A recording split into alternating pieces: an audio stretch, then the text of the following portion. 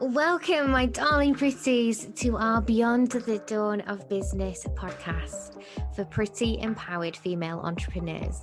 It's time to step into your power, pretties. Lift each other, support the squad, and choose a life filled with the autonomy and freedom to live your dreams. I'm your host, Dawn Beth, owner and founder of Beyond the Dawn digital business brand and agency. My coffee is hot and my eyelashes are on, so we are ready to go. Hi, and welcome to this episode. Today, I want to talk to you about the people that you have around you. If you haven't thought about this for a little while, I hope that this will give you a moment of clarity, a moment to maybe recalibrate, and a moment for you to really consider the people who are in your network and your community. So, there's been lots of talk of how to make extra cash. There's been lots of talk about ways in which that we can increase our earnings. Lots of talk about how we can save money. Lots of talk about efficiency. Lots of talk about all of that great stuff. But I want you to consider today for this episode, for this little bit of time that we have together, about the people that you are connected with. Everybody knows the sayings now about how you are who you hang around with. You know that if you hang around with 5 millionaires, you'll be the 6. I've used that example many times. And that is so true. But sometimes business owners forget, entrepreneurs, business owners, coaches, we forget that actually the human beings that we're connecting with are not just people who could be there for our emotional well-being. Don't get me wrong, they absolutely are. It's so totally true that you can gain positive relationships, gain positive well-being points, and grow as a person around people who actually are inspiring to you and are positive role models. And it's scientifically proven through positive psychology that can happen. However, sometimes business owners forget that your community is actually a business asset. Now, don't get me wrong. I'm not suggesting that we reduce these people that you adore, your audiences, your communities, your Facebook groups, your loyal clients, people who have turned into friends. I'm not suggesting we reduce them into kind of like, oh, there's a monetary value there. I don't mean that. But what I do mean is that occasionally we forget that the people that we have in our audiences are actually our greatest asset. We forget to take care of them. We forget to make time for them. As our businesses grow, as our services sell, as we start to get bigger, as we start to get busier, it can be very easy to forget the people who have actually helped you to get there. And that's something that really doesn't sit right with me. And that's something that I find there has to be more conversations about in the industry. Because it's all well and good for you to be one step removed. And once you get to one, level of business where you're dealing with hundreds and hundreds of people, it's not physically possible to have an intimate or long-standing relationship with every single person. It just isn't possible because that just ties you up in time. It's just not even fathomable. However, that doesn't mean that you should neglect them. That doesn't mean that you should forget what they've actually provided for you. And one of the things that I found really, really interesting in the last kind of 6 to 12 months is this vibe that once you get to a certain size of business, once you get to a certain level of sales or even financial income, that perhaps you would drop some of the things that you did that got you there. I totally understand that what makes you your first 100K is not going to make you your first million, and that your business practices have to change, and that some of those business practices will directly be changing in terms of how much interaction you can physically hold with your people as your audiences grow and grow and grow and your client bases grow and grow and grow. I'm not suggesting that you split yourself into 600 tiny little pieces, but I also think that there are ways that you can still take care of your people without allowing that gratitude and that joint loyalty to slip. Little things that you may not think are important, but they really are important to the people who've supported you, to the people who are supporting you, to the people who care and are doing things out of the goodness of their heart, usually not even for you, but for other people, so that other people can learn about you and have the similar or same great experiences that they've had when they've been in your presence or consuming your content or working with you. So here's the 3 key things that I want you to do. If you're listening to this and you're thinking, oh, I've had this thought, I've had this conversation with my OBM or with my VA or with my coach, and I'm thinking about stopping creating free resources, for instance. Please don't. Please create more. The bigger you get, the more people you can help, the more financial stability you have in your business, and therefore more resources you actually have. If you can afford to create the odd free resource for people, please do. Please do.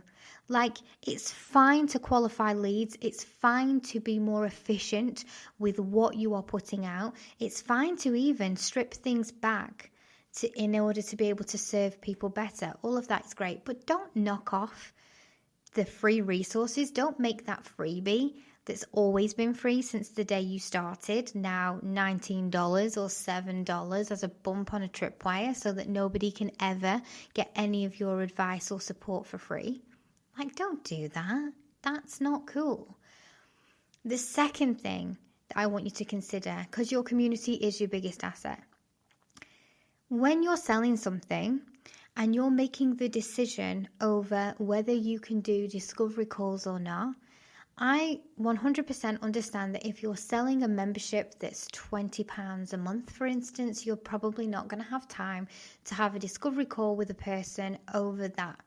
You're not, because it's a small amount for somebody to invest. Like, for some people it would be a lot, but for a lot of people it's a small amount. For you could not have a 15-minute, 20-minute, half an hour meeting with every single person who wants to purchase that product. But if you're selling a course that's £700 to £1,000 to £3,000 or above, like, have the discovery call. You're not too good for it. Those people are investing good time and money in you. You can spare them 15 minutes over a brew. It's not a big deal, and they deserve it. And yes, some people will book a discovery call just to pick your brain. Some people will book a discovery call, keep you on the discovery call for 40 minutes, tell you everything about their life, and still never buy a thing off you. And you know what? That's okay. Energetically, it's okay for you to put in. Even if the person on the other side doesn't buy anything ever, it's still a ripple effect of good that you've created. Do more things for the good of your community, for the good of that individual, for the good of your soul, for your energy, for karma, whatever, but do it. Do it and recognize that you're in a privileged position to be able to do it, and do it with joy because you are, with gratitude because you can. The other thing that I think is really interesting is that when you get to a certain level, you've got lots and lots of people that you are servicing, for lack of a better term, in terms of like audience, is that when you then immediately outsource every single thing. So you might no longer be the face on the courses, you might no longer be the person in the groups, you might not actually be the person writing your emails anymore, you might outsource every single thing. My suggestion is outsource as much as you humanly can that helps you with your time. But don't outsource the message, okay? Don't outsource your connection to those people. Don't water it down.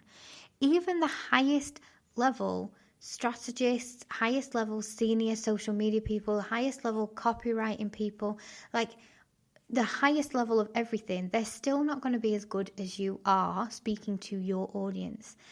And What they provide for you is a different perspective. So say, for instance, you've had 800 people in your group forever, and when you sell something, you get 3 or 4 sales every single time, probably from the same pool of 20 or 30 people, and you're launching regularly, and you think to yourself, okay, I need to get somebody in to support me so that I convert more of these 800 people and I get the attention of the 780 people or 770 people who aren't actually engaging with me.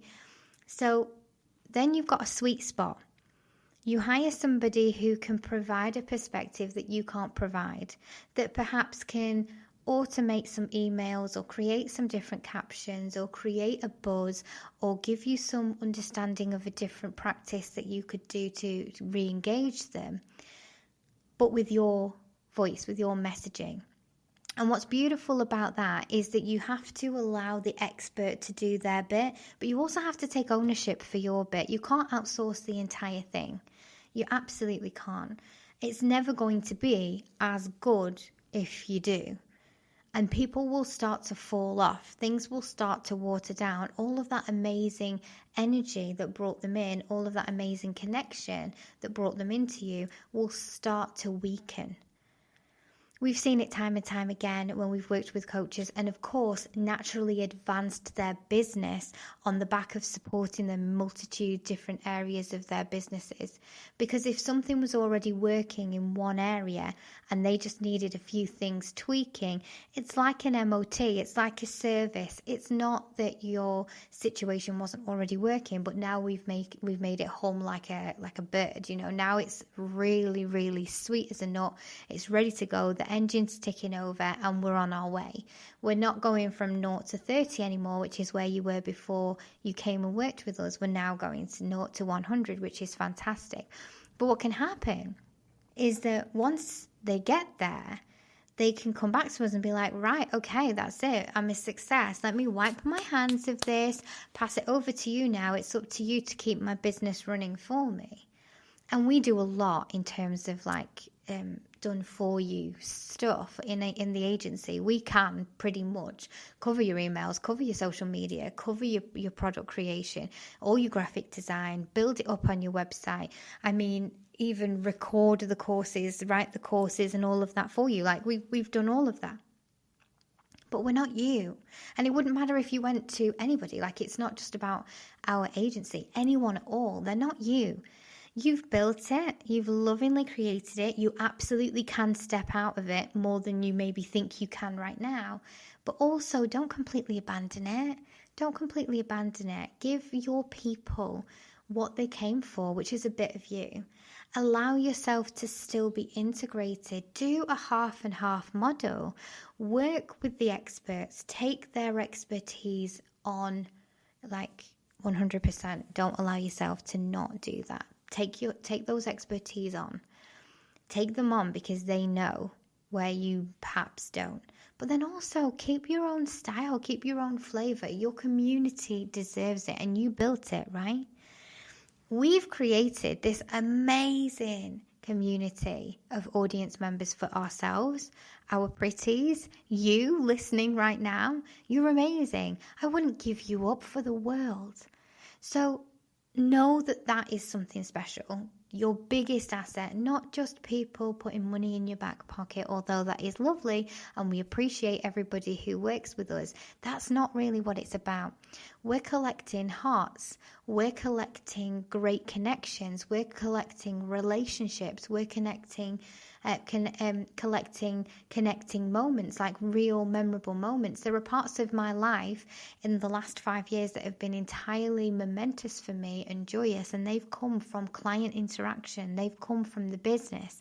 It's as important as your family. It's as important as your friends. You're going to look back on your deathbed and remember those amazing moments with these amazing people. It means something. So don't let the people who are in your audience, in your community, become part of the furniture. Don't take them for granted. They are your biggest asset. And if you treat them well and you recognize how much gratitude is required for this amazing platform and privilege that you've been given, then you're never going to go far wrong. These are the people that refer you to other people. These are the people who cheerlead you when everybody else is quiet.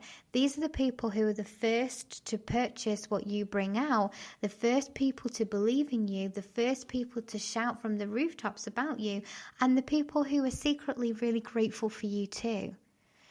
Even just from an energetic perspective, that's really, really good. So, your takeaway from today's episode is don't neglect them. They're special. You're lucky to have them. We all are.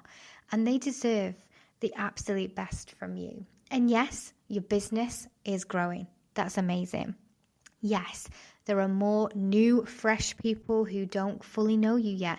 And it might seem like you can leave the other people alone a little bit because they do know you and they understand. And they probably do. But don't forget to take care of those people too. Don't always be rushing to the new leads all of the time, to the new audience members all the time. It's great to welcome new people in, but remember the foundation, remember the stability, remember the people who were there before anybody else. Remember the people, the first 20, the first 30, the first 50 people who believed in you when you didn't have a big following, because on their shoulders your business stands. And that's really important, and it's something that we should never forget. All right, pretties, I hope you've enjoyed this episode. I hope it's been thought-provoking for you. Let me know your feelings and thoughts in the free group on Facebook, Social Pretties. The link will be in the description, and I will look forward to speaking to you next time. If you're loving our Pretty podcast, come on over to Social Pretties, our online safe house and sisterhood community. It's a safe space where female entrepreneurs connect and thrive in a warm, welcoming fold of pretty amazing women. You'll find an easy redirect in the description, and I can't wait to see you in there. And depending on where you're listening right now, we would love it if you would click subscribe or follow so that you can be the first to know when our new podcasts come out.